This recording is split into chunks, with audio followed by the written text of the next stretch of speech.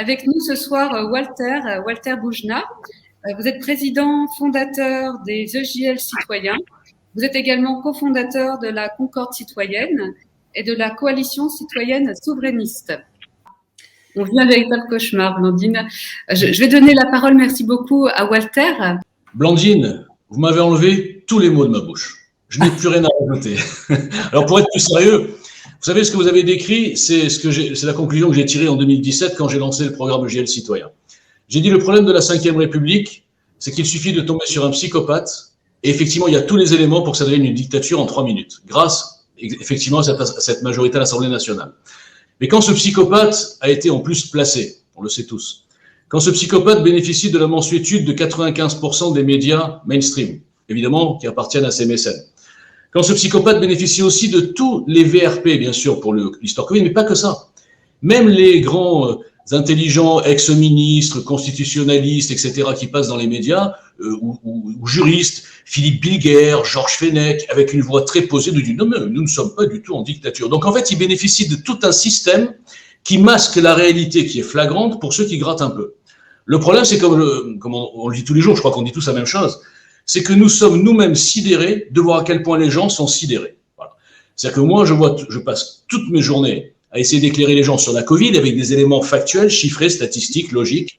Il n'y a rien qui fait. Il y a 80% des gens qui, comme dans l'expérience de Milgram, suivront à 80%, écouteront l'autorité. Même si l'autorité se contredit, elle ment, ils suivront l'autorité. Donc c'est très difficile de bouger les gens et d'ouvrir les yeux aux gens.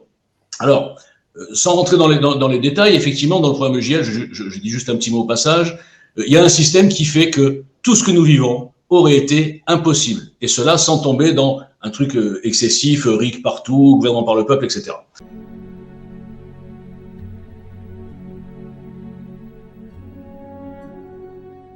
De faire de nous des esclaves et même plus des citoyens. Justement, des citoyens, Walter, c'est le moment ou jamais. C'est le moment ou jamais de se revendiquer citoyen, de s'élever comme citoyen, puisque les institutions semblent nous lâcher. Qu'est-ce que nous pouvons faire, nous, en tant que citoyens? Alors, toutes les conditions sont réunies, puisque, comme l'a dit Blandine, effectivement, c'est aussi ce que j'ai dit tout à l'heure, il faut créer un système où plus jamais ça. Mais vraiment, on en est là. Que ça ne soit plus matériellement possible avec un nouveau système qu'il faudra mettre en place, que moi j'appelle la Ve République modernisée, on peut l'appeler la 6e, on peut appeler ce qu'on veut. Mais il y a plein de possibilités. Il y a plein de façons très, très simples d'empêcher tout ça.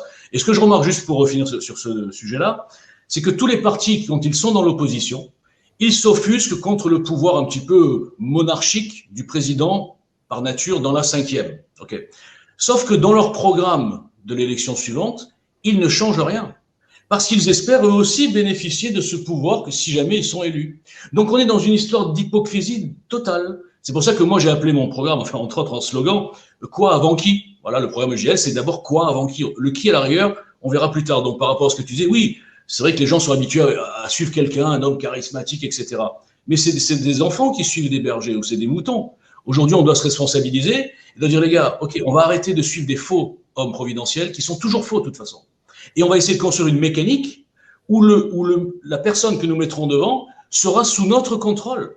Nous deviendrons les actionnaires du PDG de la France. Je vais prendre une image. Alors que là, nous sommes les employés d'un patron de PME qui distribue ses cacahuètes et qui a tout pouvoir. Et ces employés ne peuvent jamais faire sauter un patron de PME, alors que les actionnaires peuvent faire sauter un PDG. C'est toute la différence. Alors, donc, les citoyens, qu'est-ce qu'ils doivent faire? Moi, j'essaye de réveiller depuis 3 ans, mais il n'y a pas que moi, il y a plein de gens qui montent des mouvements, qui essayent de mobiliser. Alors, il y a 2 façons de se mobiliser. Il y a la façon juridique, avec effectivement des pétitions, des manifestations, des actions concrètes. C'est important, c'est très important, faire du volume, montrer qu'on n'est pas d'accord, quoi. Montrer que même si on est, à mon avis, estimation tout à fait personnelle, je crois qu'il y a 20%, je suis désolé, mais je ne crois pas qu'il y a plus, il y a 20% de gens réveillés en France.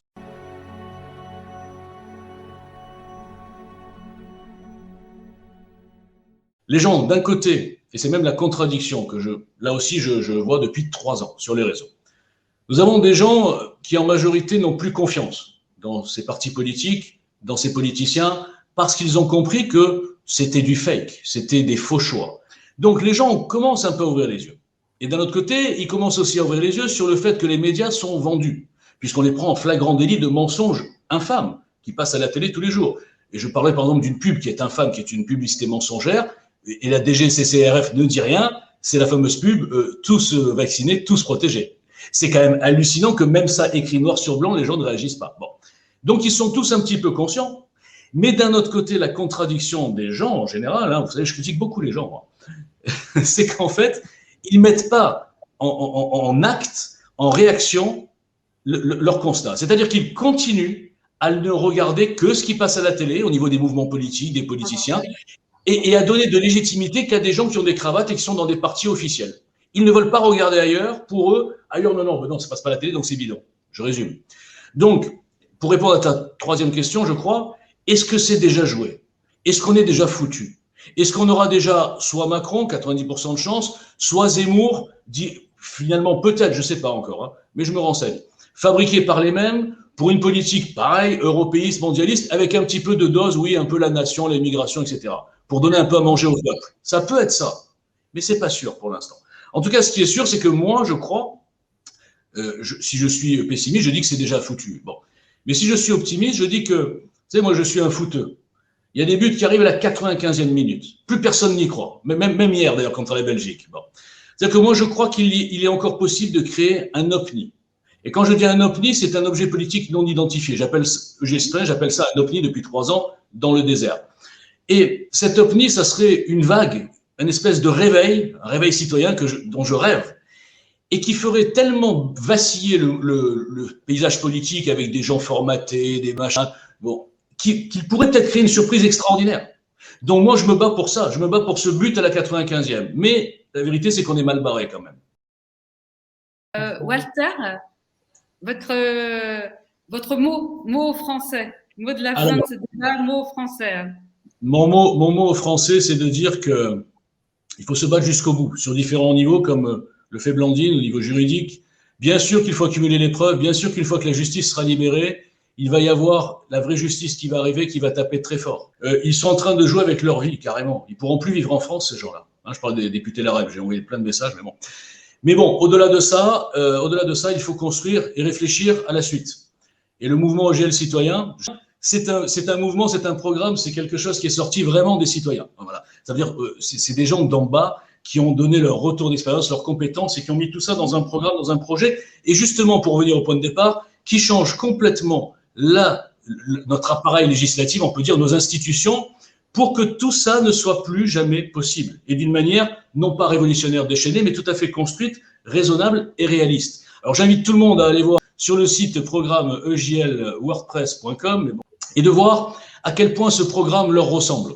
Alors, il n'y a pas de qui chez nous, hein, c'est un petit peu le problème. On n'a pas de qui, on a un quoi super, qui ne demande qu'à être encore amélioré, mais on n'a pas de qui. Mais on ne désespère pas de trouver un qui, mais un qui citoyen, un qui quelqu'un qui n'est pas dans le système du tout, hein, ni médiatico, ni politico, ni je sais pas quoi, ni mondialisto, et qui sortent, et qui amène derrière lui une équipe. Donc je vous invite tous à aller voir le programme EJL Citoyen, et bien sûr la CCA, c'est la coalition citoyenne souverainiste. Merci beaucoup. On mettra bien le bandeau. Merci beaucoup Walter Boujna, merci beaucoup Blandine Damour pour ce débat. Merci à vous. Courage, courage, on y arrivera, on y arrivera.